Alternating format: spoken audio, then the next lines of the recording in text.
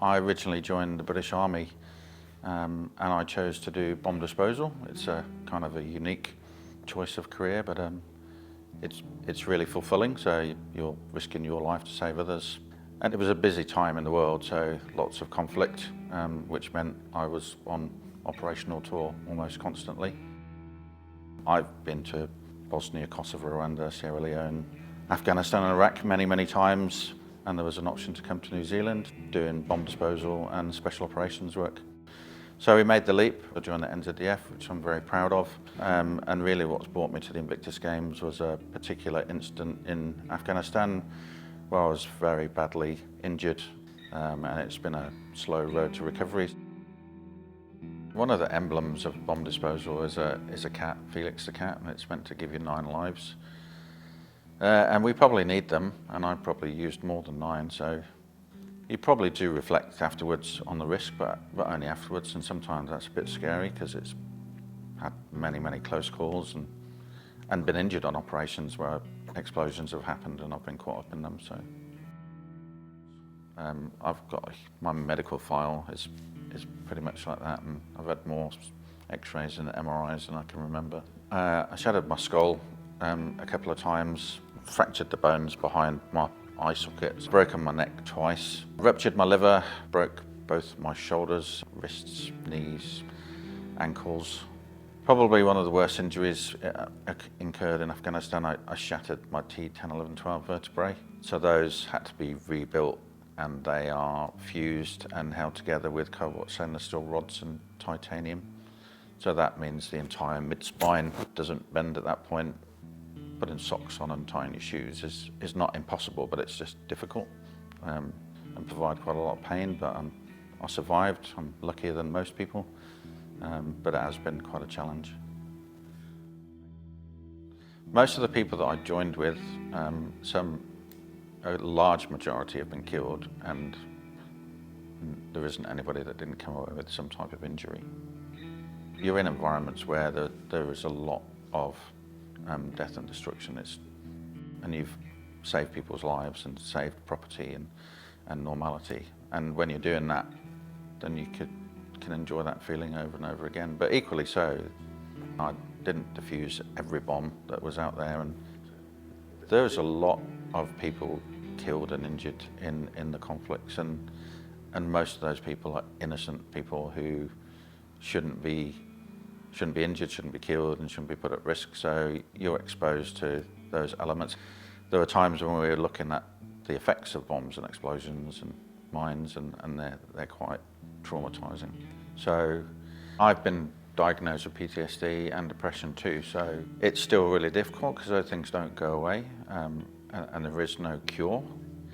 Words like depression, there's such a stigma behind them that they're seen as really negative. And as I said before, that if I was missing a limb, and that would be pretty bad, and no disrespect to people that are, but people can see the disadvantage, the challenge. They can also see how well that individual is coping and recovered, and be in awe of them in terms of how they've overcome their challenge.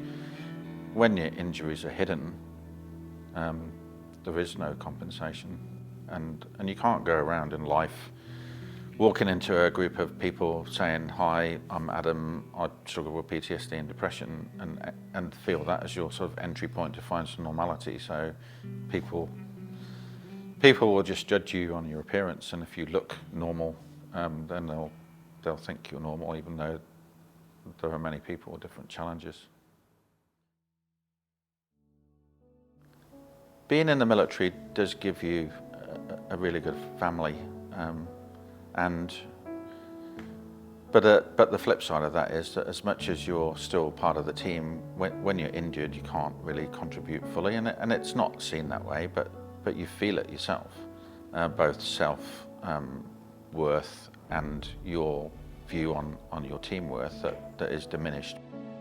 So to be able to be part of this team means that you get back some of that opportunity to be part of the team.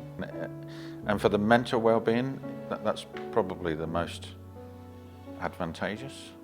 I think that's a big difference in the fact that we knew coming into this that we'd be quite vulnerable, It wasn't a competition to see who was the most broken. All of our team support us through every element, and everybody is on an equal standing. We're there because we're representing New Zealand, we're there because we're a team of teams, and we're there because we want to support each other and other people. And it's a great opportunity. There are things that were taken away from us. The injuries that me and other people have meant that a lot of the things that you take for granted that you could do. I was really good at sports, liked to play rugby, soccer, cricket, sort of mountain biking. That all stopped when I got injured. So being able to go and compete at any level is just an amazing opportunity, and to be part of a team as well gives you that pride and comradeship.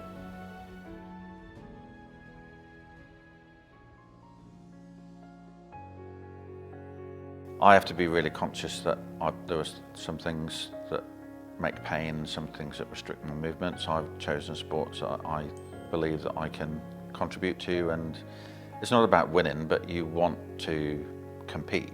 I'd never done archery before, but I've been practicing almost every day since I was nominated for the competition. So that's a sport where you can put the effort in and improve your performance. And the Games is really good because you are using bows that are provided at the competition, so there's quite an even start state. The wheelchair sports, I'm doing them because they're team events. They're quite brutal. Wheeling around in a steel chair, trying to fight and take either volleyballs or basketballs off people. There's a lot of hard knocks. It's really demanding in terms of your body, but take a little bit of pain because really proud to be going and being part of Team New Zealand. And when I got introduced to the Games, it sort of sparked something for me personally. There's a way that you can still be with groups of people, like-minded people who are sharing some of the same pain, and you can find that spot where that self-worth and self-belief is reignited, and that's all of this team.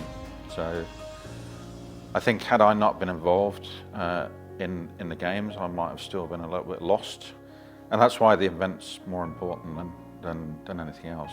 It's being part of the team. My name is Adam Mod. I'm a former bomb disposal officer in the New Zealand Army, and I'm a competitor in the Invictus Games.